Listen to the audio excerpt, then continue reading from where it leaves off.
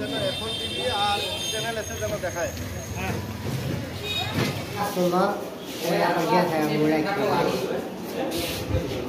আমি অনেক অসুবিধা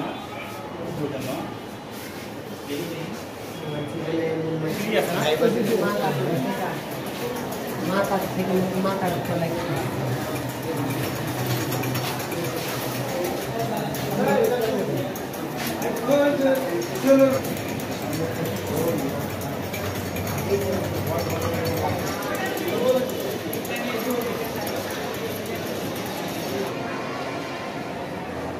जिसम कमांडी से दर्शन पर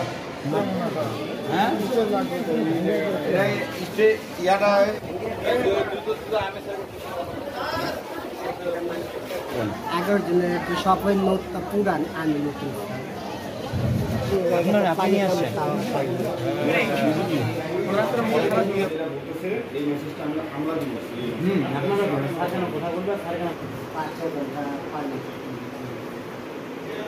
তারা মনে করে আমার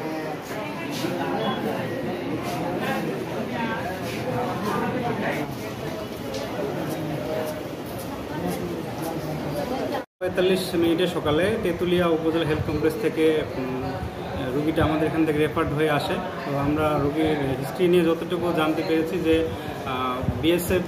বিএসএফের আক্রমণের শিকার হয় রোগীটা। আর আমরা আসার পরে এখানে রোগীর বাম হাতে আঘাতের চিহ্ন পেয়েছি। এটা ফ্র্যাকচার হতে পারে, আমরা এক্সরে দিয়েছি, এক্সরে দিয়ে কনফার্ম হওয়া যাবে। আর মুখে আঘাত আছে, মুখে এবং হাতে আঘাতের চিহ্ন আছে। আমরা এখানে প্রাথমিক ট্রিটমেন্ট দিয়েছি এবং পেশেন্টের উন্নত চিকিৎসার জন্য রংপুর মেডিকেলে রেফার করেছি।